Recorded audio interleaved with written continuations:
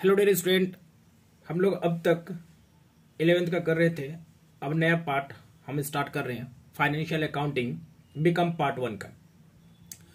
और डिजुलेशन of partnership form हम लोग 1 पढ़ चुके हैं। अब डिजुलेशन ऑफ पार्टनरशिप फॉर्म 2 स्टार्ट करते हैं। बच्चे जरा ध्यान से, डिजुलेशन ऑफ पार्टनरशिप फॉर्म 2, ठीक है। तो विथ इंसॉल्वेंसी ऑफ पार्टनर, तो सबसे पहले हम लोग इंसॉल्वेंसी किसको कहेंगे, ठीक है। जब कोई पार्टनर का लायबिलिटी उसके एसेट से ज्यादा होता है, जब कोई पार्टनर का लायबिलिटी उसके एसेट से ज्यादा होता है और उसके डेफिशिएंसी को वो भरपाई करने में असमर्थ होता है, तो उस पार्टनर को हम लोग इंसॉल्वेंट डिक्लेयर करते हैं। जब कोई पार्टनर का लायबिलिटी उसके एसेट से ज्यादा हो जाता है तो उस पार्टनर को इंसॉल्वेंट डिक्लेयर कर दिया जाता है। आज हम लोग देखेंगे गार्नर वर्सेस मर्रे का केस। इसमें बहुत सारे बच्चे को प्रॉब्लम होती है गार्नर वर्सेस मर्रे केस में, तो आज मैं गार्नर वर्सेस मर्रे का केस लेकर आया हूं और मैं आपको फैक्ट्स क्या था, डिसीजन क्या आया था, उनके बारे में सारी चीज का हम लोग डिटेल्स करेंगे। तो देखिए बच्चों, हम लोग स्टार्ट करते हैं कि गार्नर वर्सेस मर्रे का केस में फैक्ट्स क्या था। हम लोग स्टार्ट कर रहे हैं कि गार्नर वर्सेस मर्रे का जो केस था, गार्नर वर्सेस मर्रे का केस, तो गार्नर वर्सेस मर्रे का केस में क्या फैक्ट था। तो facts of the cases, facts क्या था कि देयर वेयर 3 पार्टनर्स। क्या था कि 3 पार्टनर थे।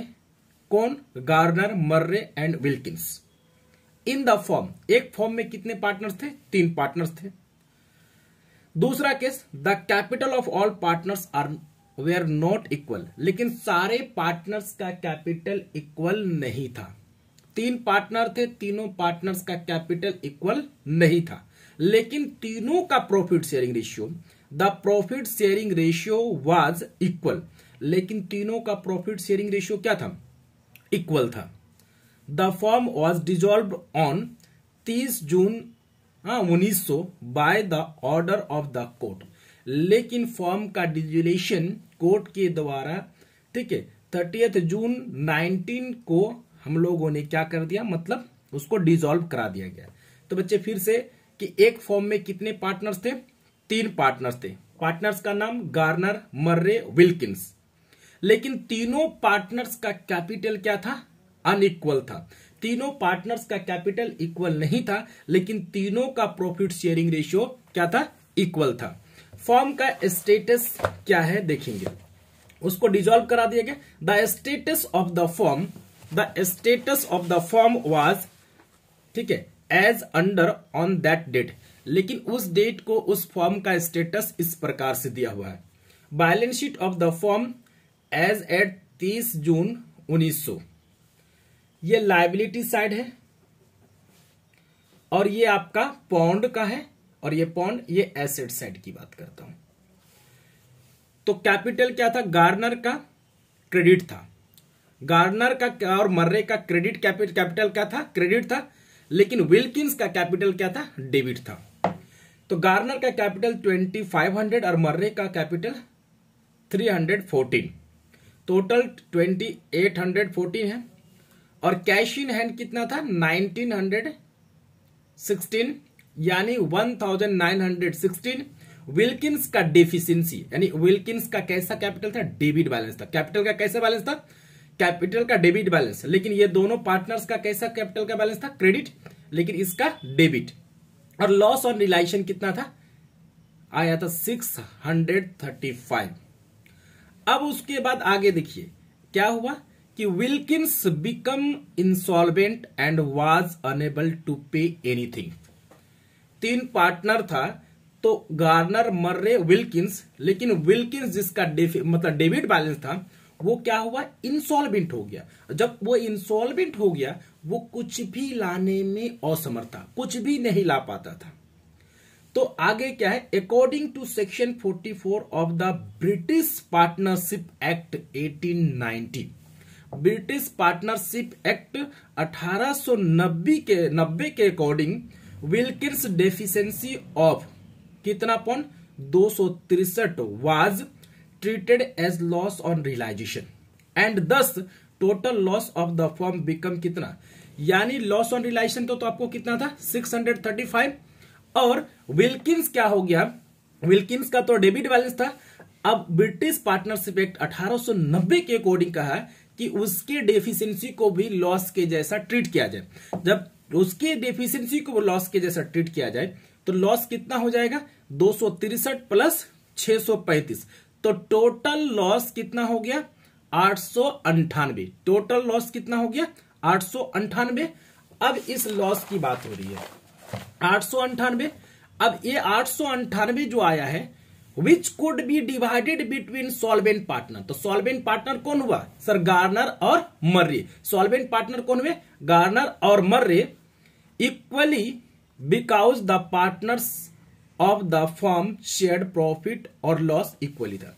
अब ये जो डेफिशिएंसी आया, डेफिशिएंसी कितना सर, मर्रे का जो 263 था और 635 था, इन दोनों को करके टोटल करके 898 आया, 898। इसको बराबर डिवाइड करेगा तो बराबर कौन देगा sir, solvent partner. Solvent partner कौन, गार्नर और मर्रे। लेकिन आगे कह रहा by doing this Murray had to bear maximum losses and he had to pay. जब हम लोग 898 को 2 से डिवाइड किए तो कितना आया सर, प्रत्येक पार्टनर को कितना बेयर करना 449 पाउंड, यानी गार्नर को भी 449 और किसको बेयर करना है, मर्रे को भी 449। लेकिन मर्रे का तो कैपिटल कितना है बाबू, मर्रे का जो कैपिटल है 314।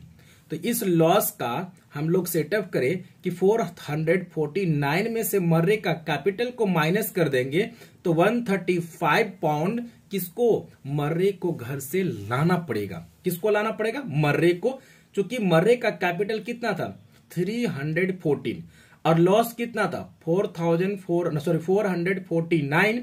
इसमें से माइनस कर दिए तो 135 अभी भी लॉस है और इस लॉस को लाना पड़ेगा, यानी इस डिफिशियंसी को लाना पड़ेगा किसके द्वारा सर, मर्रे को। कहां से, घर से। To Garner and this amount was to be brought from his private estate. किसको लाना पड़ेगा, मर्रे को लाना पड़ेगा। And the firm total cash, जो फर्म के पास टोटल कैश बैलेंस था कितना था 1960, यानी 1916 किसको पूरा का पूरा मिल जा रहा था, किसको मिल जा रहा था, पूरा का पूरा गार्नर को मिल जा रहा था। तो मर्रे ने सोचा कि भाई हमारा तो कैपिटल क्या है, एक तो चला गया, दूसरी बात है हमें घर से ला के देना पड़ेगा। लेकिन गार्नर को तो पूरा का पूरा जितना कैश है वो टोटल का टोटल मिल जाएगा। तो क्या किया, मर्रे ने केस फाइल कर दिया। क्या कर दिया, केस फाइल किया। और केस फाइल करने के बाद उस केस का डिसीजन आया, क्योंकि मर्रे को लग रहा था कि हमें तो घर से लाके देना पड़ रहा है, लेकिन गार्नर क्या है, क्या वो घर यहां से लेके जाएगा। और आपको मालूम है कि पार्टनरशिप एक्ट में डिफाइन किया कि पार्टनरशिप में पार्टनर्स का जो लायबिलिटी है वो क्या है, अनलिमिटेड है। जब पार्टनर्स का लायबिलिटी अनलिमिटेड है मींस अगर कोई पार्टनर्स लाने में असमर्थ है तो उसकी लायबिलिटी को भी कौन, पार्टनर, सॉल्वेंट पार्टनर जो भी होगा वो बेयर करेगा। तो जब ऐसा लगा तो मर्रे ने केस फाइल किया। उस केस का डिसीजन 3 साल के बाद आया। कब हुआ था सर, डिसोल्यूशन 1900 को, लेकिन उसका केस का डिसीजन कब आया 1903 को। तो बहुत लोग बोलता है कि सर 1903 को हुआ, लेकिन इसका डिसीजन आया 1903 को। तो किसने दिया था सर, लॉर्ड जॉयस ने। इसका डिसीजन कौन दिया था, लॉर्ड जॉयस ने इसका डिसीजन दिया कि देखिए क्या, कि loss on realization, loss on any decision of the case, loss on realization shared by partner in profit sharing ratio. क्या होगा, loss on realization shared by partners in profit sharing ratio. और था ही पहले भी कि प्रॉफिट शेयरिंग रेशियो में। दूसरा बोला कि share in loss on realization by solvent partner, जो इसमें लॉस ऑन रियलाइजेशन हुआ उस लॉस ऑन रियलाइजेशन को सारे पार्टनर्स में डिस्ट्रीब्यूट किया जाएगा। लेकिन जो लॉस ऑन रियलाइजेशन होगा, यानी share in loss on realization by solvent partner, जो सॉल्वेंट पार्टनर का लॉस ऑन रियलाइजेशन होगा वो लाएगा किसके रूप में, कैश के रूप में। तो share in loss on realization by solvent partner brought in cash, क्या करेगा, सॉल्वेंट पार्टनर अपने लॉस अनरियलाइजेशन को कैश के रूप में लाएगा। और तीसरा बोला क्या कि deficiency of insolvent partner shared by solvent partner in their capital ratio. अगर इंसॉल्वेंट पार्टनर का किसी भी तरह का डेफिशिएंसी होता है, उस डेफिशिएंसी को सॉल्वेंट पार्टनर क्या करेगा, अपनी कैपिटल के रेशियो में बेयर करेगा। किस रेशियो में बेयर करेगा, कैपिटल रेशियो में।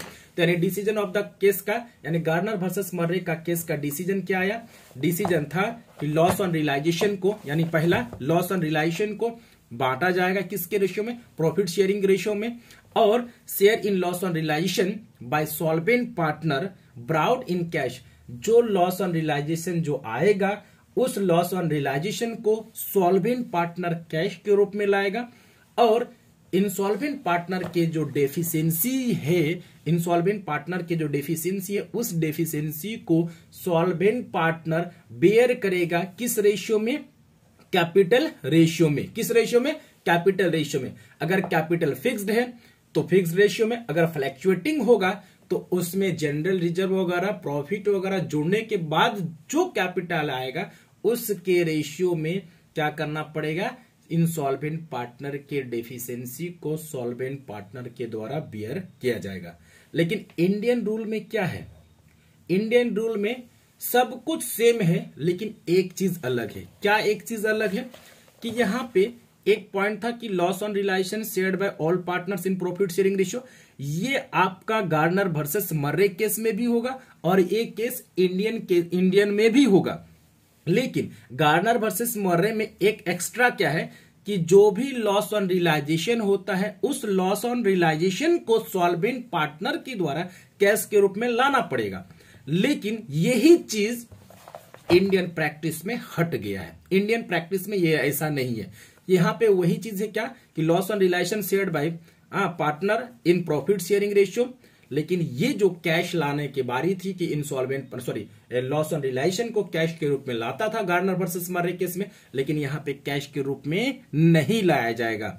तो sir deficiency of insolvent partner share bye solvent partner in their capital ratio, मतलब दोनों में आपका सिर्फ एक ही पॉइंट का डिफरेंस है कि गार्नर वर्सेस मर्रे में जो भी लॉस ऑन रियलाइजेशन होता है, उस लॉस ऑन रियलाइजेशन को सॉल्वेंट पार्टनर को कैश के रूप में लाना पड़ेगा। लेकिन ये इंडियन प्रैक्टिस रूल में ऐसा नहीं है। इंडियन प्रैक्टिस रूल में क्या है कि सिर्फ लॉस ऑन रियलाइजेशन को बांटा जाएगा पार्टनर्स के द्वारा प्रॉफिट शेयरिंग रेशियो में, और जो डेफिशिएंसी होगा इंसॉल्वेंट पार्टनर का, उस डेफिशिएंसी को सॉल्वेंट पार्टनर मतलब वो व्यक्ति जो पेमेंट करने में सक्षम होता है। क्या होता है, वो व्यक्ति जो लायबिलिटी का पेमेंट करने में सक्षम होता है, उसको हम लोग सॉल्वेंट पार्टनर कहते हैं। तो सॉल्वेंट पार्टनर अपने कैपिटल रेशियो में क्या करेगा, बांटेगा, ठीक है, बेयर करेगा। आज हम लोग एक क्वेश्चन स्टार्ट करते हैं। एक क्वेश्चन में हम लोग लेंगे, उसके बाद बारी बारी से स्टार्ट करेंगे दूसरा वाला क्वेश्चन, ठीक है। तो हम लोग आज एसएम शुक्ला का एक क्वेश्चन, पहला question, question number first start करते हैं। क्वेश्चन नंबर फर्स्ट स्टार्ट करते हैं। डिजुलेशन पार्ट 2 का क्वेश्चन नंबर फर्स्ट स्टार्ट करेंगे।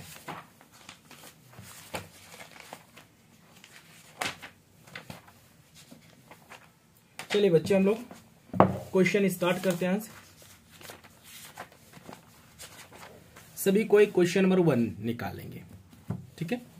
क्वेश्चन नंबर 1 क्या कह रहा, जैसे हम लोग रियलाइजेशन अकाउंट बनाते थे डिजुलेशन पार्ट 1 में, डिजुलेशन पार्टनरशिप फॉर्म का पार्ट 1 में, वैसी तरह से रियलाइजेशन इसमें भी बनाना पड़ेगा। उसमें कैश कैपिटल अकाउंट बनाते थे जैसे, वैसे इसमें भी कैपिटल अकाउंट बनाएंगे। कैश या बैंक अकाउंट उसमें जैसे बनाते थे, इसमें भी बनाएंगे। जरा ध्यान देंगे बच्चे। क्वेश्चन नंबर 1 क्या कह रहा है उसको हम लोग समझते हैं।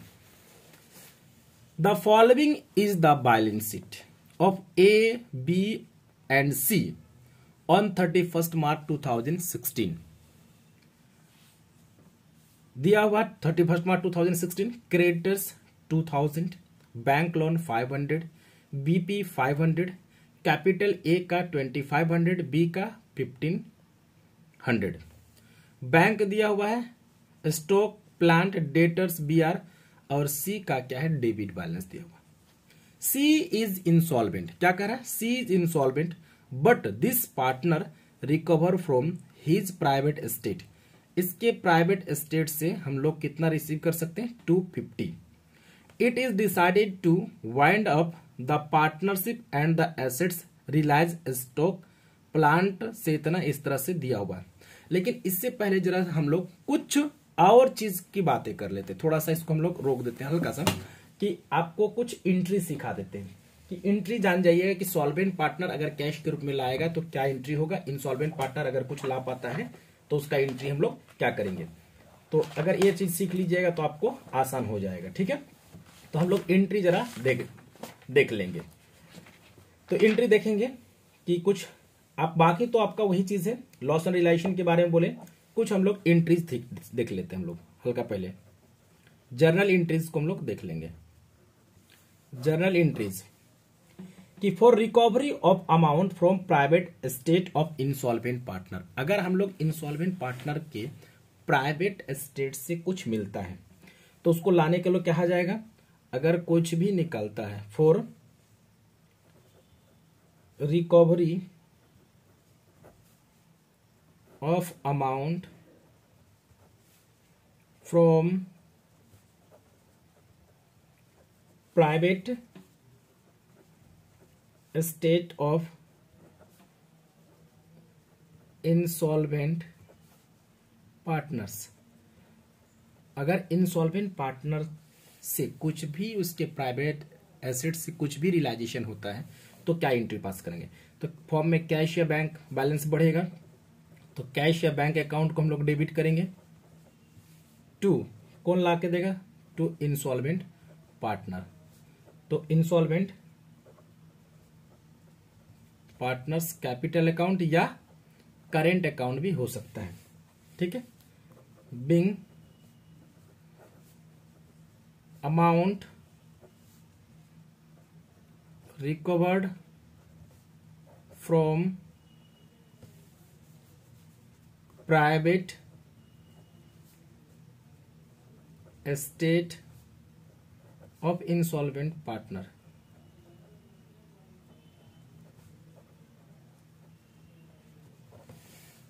यहां तक। अब नेक्स्ट, अगर कोई भी डेफिशिएंसी को अगर सॉल्वेंट पार्टनर बियर करता है, क्या करता है, अगर किसी भी तरह का डेफिशिएंसी को सॉल्वेंट पार्टनर बियर करता है तो क्या करेंगे सर हम लोग, तो सॉल्वेंट पार्टनर को डेबिट कर देंगे।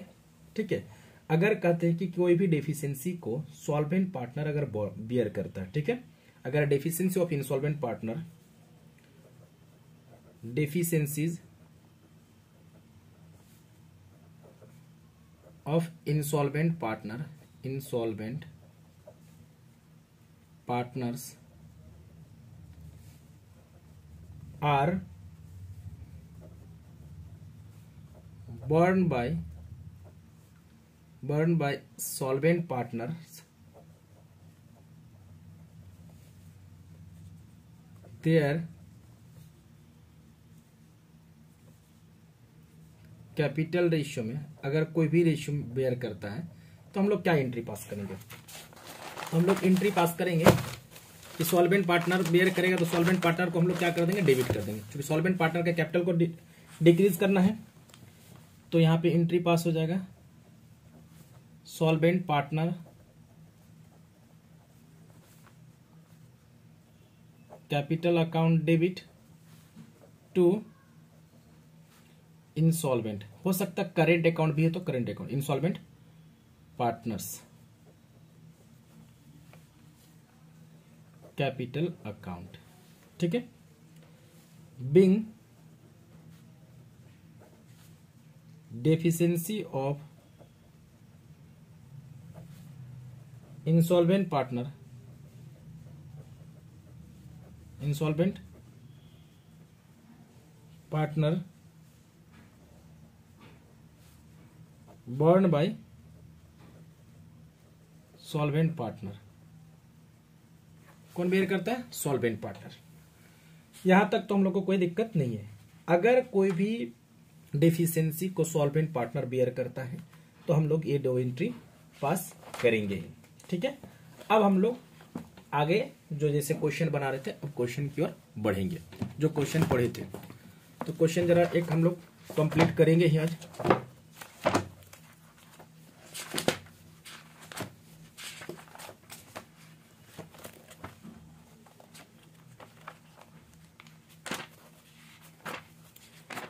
चलिए हम लोग क्वेश्चन 1 को डिस्कस कर लेते हैं। क्वेश्चन 1 तो पढ़ ही रहे थे, आधा पढ़े थे, उसके बाद एक कॉन्सेप्ट देना था तो दे दिए।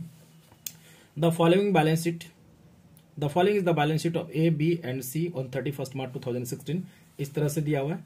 सी इज इंसॉल्वेंट, क्या हुआ? C is insolvent but this partner recover from his private estate ₹250. It is decided to wind up the partnership and the assets realized stock 1600, plant 1500, debtors 750, bills receivable 700, profit and loss are divided equally. Profit sharing ratio क्या है? Equally है। Profit sharing ratio equally. What would be the position of each partner's account on the winding up of the partnership? The cost of realization amounted to ₹250. इस question पे आपको Garner versus मर्रे का case नहीं बोला, ये normal case है। तो normal case ही इस क्वेश्चन को आप लोग देखेंगे, आप लोग खुद बनाएंगे। मैं आपको बताने वाला हूं गार्नर वर्सेस मर्रे वाला केस। तो गार्नर वर्सेस मर्रे केस के लिए आप लोग क्वेश्चन नंबर 2 को देखेंगे। क्वेश्चन ये नॉर्मल है तो आप लोग जरा ध्यान देंगे, आप लोग बना लेंगे क्वेश्चन नंबर 1। मैं बताने जा रहा हूं क्वेश्चन नंबर 2 को। क्वेश्चन नंबर 2 में गार्नर वर्सेस मर्रे केस है। The following balance sheet shows the position of A, B and C on 31 March 2016। Question number 2 को हम लोग डिस्कस करेंगे। क्रेडिटर्स है, रिजर्व है, कैश है, स्टॉक है, और आगे क्या दिया हुआ है? कैपिटल्स ए बी का दिया हुआ है, मशीनरी है, machinery, debtors B R, C's capital का, डेबिट बैलेंस का। It was decided to dissolve the partnership. C is insolvent and only 2000 are realized from his estate। यानी प्राइवेट एस्टेट से C insolvent हो गया, उसके प्राइवेट एस्टेट से मात्र हम लोग को कितना रिलाइज होगा? 2000। Assets realised as follows. Bills receivable से इतना 7000, स्टॉक एंड डेटर से 25% लेस देन बुक वैल्यू, यानी स्टॉक और डेटर्स 20% कम रिलाइज होगा, 25%। मशीनरी से 14,000, expenses of winding up 2500, assuming that capital to be fixed, draw up realisation, capital account and cash according to the Garner versus Murray case, Murray rule से। तो Garner versus मर्रे rule से हम लोग इस question को solve करेंगे। Question number 2 को Garner versus मर्रे rule से सॉल्व करेंगे। तो सबसे पहले हम लोग क्या बनाएंगे? रियलाइजेशन अकाउंट बनाने की कोशिश करते हैं। रियलाइजेशन एज इट इज, जैसे हम लोग dissolution of partnership form A1 में हम लोग डिस्कस किए थे, वैसे ही हम लोग इसमें भी डिस्कस करेंगे।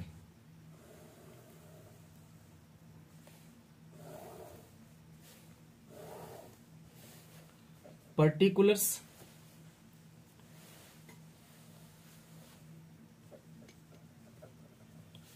ये रुपीज, पर्टिकुलर्स रुपीज, ये डेबिट साइड और ये क्रेडिट साइड, इधर टू और बाय।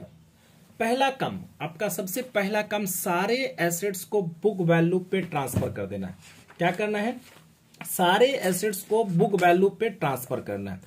तो किसको? कैश को छोड़कर। आपको मालूम है, डिसोल्यूशन पार्ट 1 में पढ़े हैं कि कैश, बैंक, फिक्टिशियस एसेट्स को छोड़कर सारे एसेट्स को बुक वैल्यू पे ट्रांसफर करना है। तो क्या है? स्टॉक है 20,000, उसके बाद मशीनरी है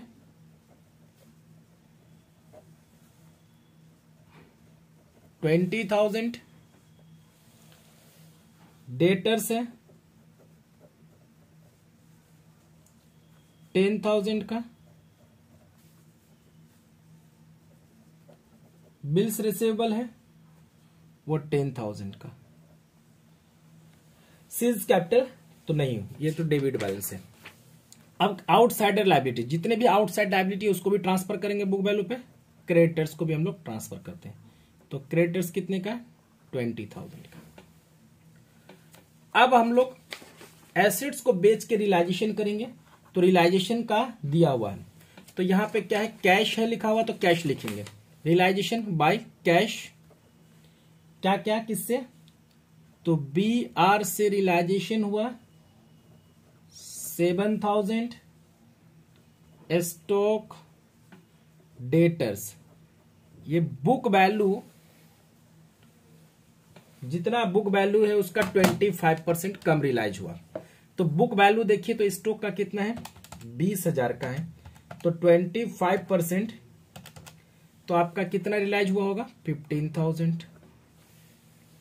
और मशीनरी से डेटर से कितना, डेटर्स है कितना, 10,000, तो 10,000 का अगर हम लोग 25% माइनस करेंगे तो 7,500 रियलाइज होगा। इसमें कोई दिक्कत तो यहां तक नहीं है, हम लोग को जैसा कह रहा है वैसा हम लोग कर रहे हैं।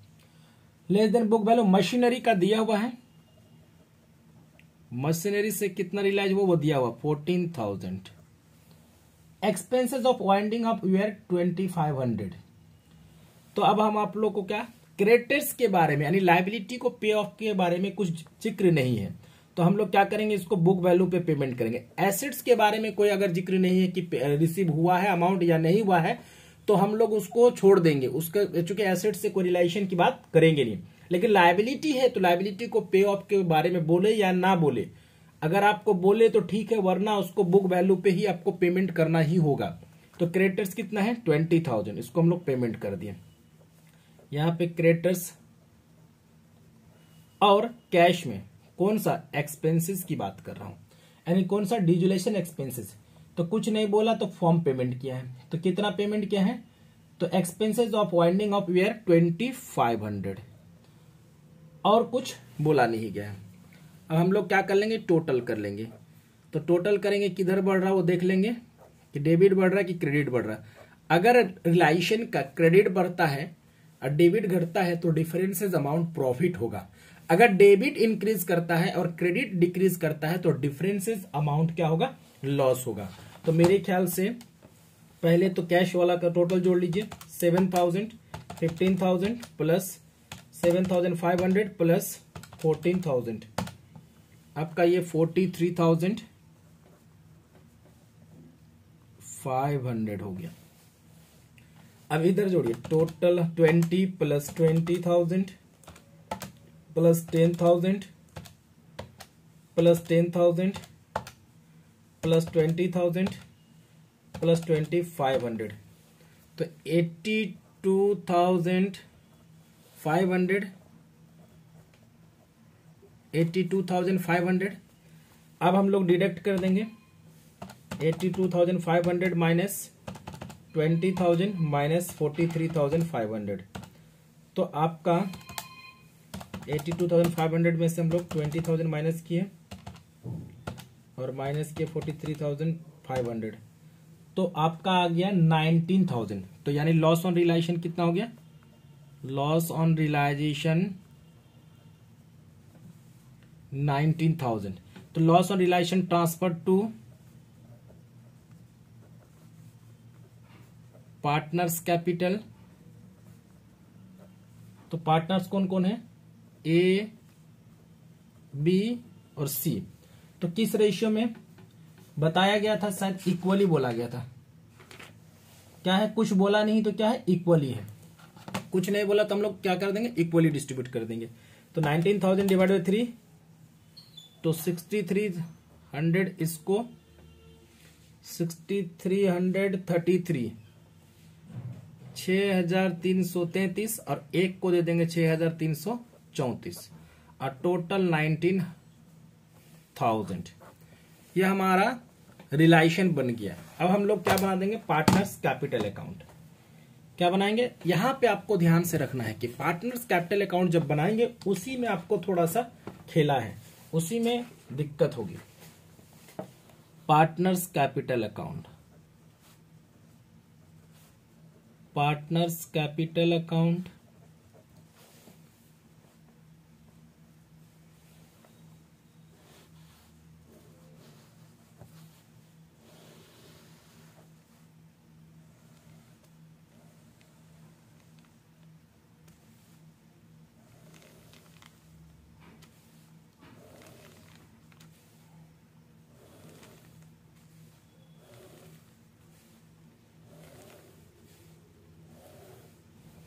पार्टनर है A B C, A B C.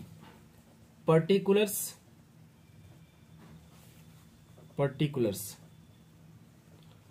Partners का कैपिटल का कैसा बैलेंस? क्रेडिट बैलेंस होता है जनरली। तो ए का 25,000, बी का 15,000, लेकिन सी का डेबिट बैलेंस है, तो टू बैलेंस बीडी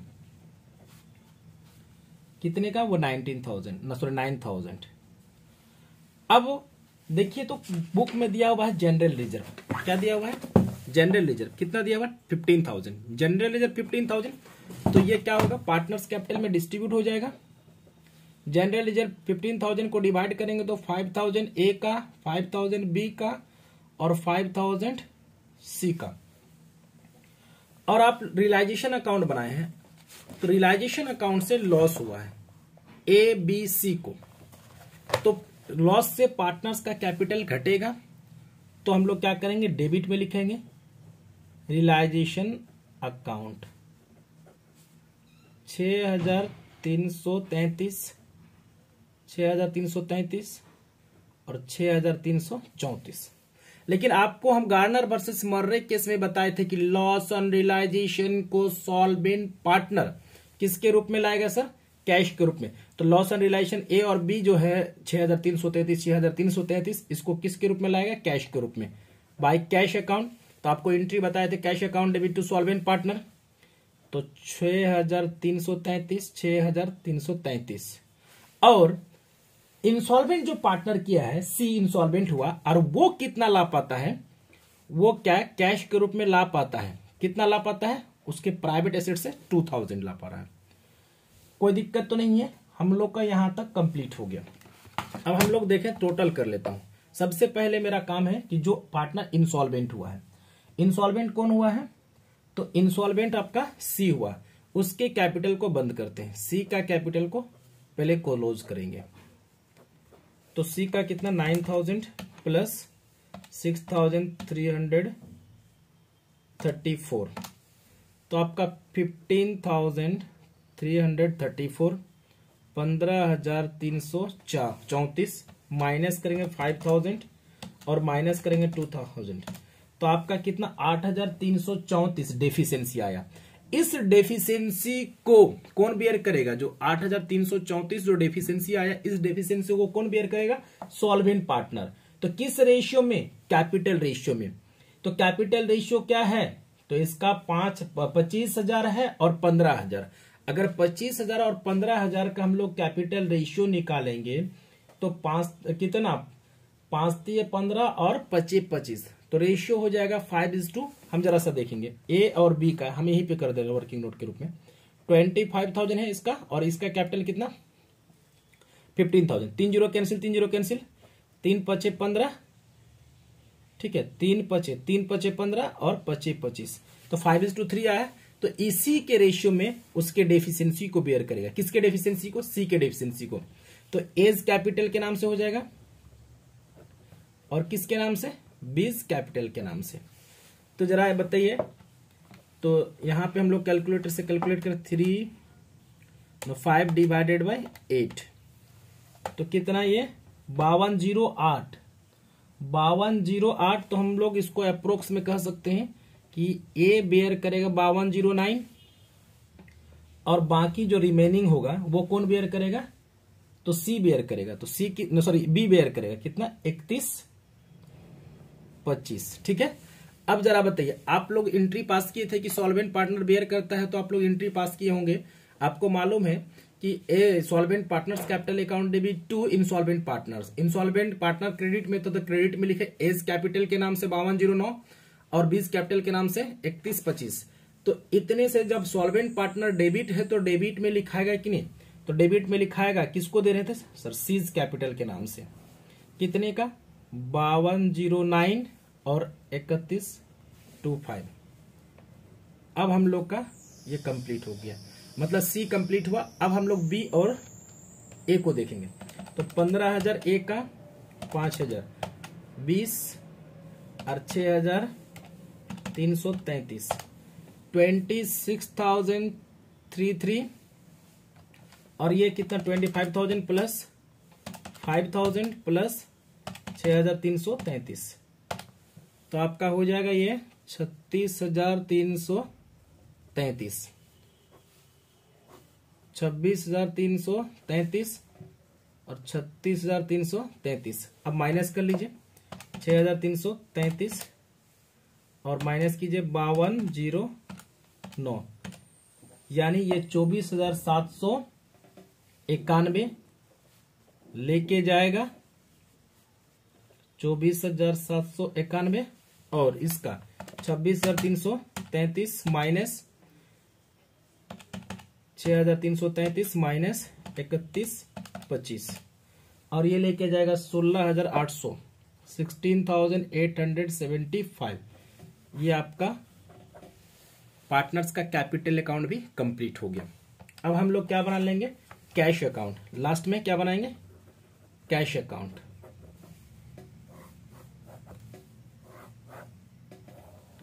कैश का कैसा बैलेंस होता है, debit balance. Particulars rupees, particulars rupees, to और by, to balance BD. Cash देखिए तो कैश कैसा कितना है, कैश 6,000 है, ठीक है, 6,000 लिख दिया।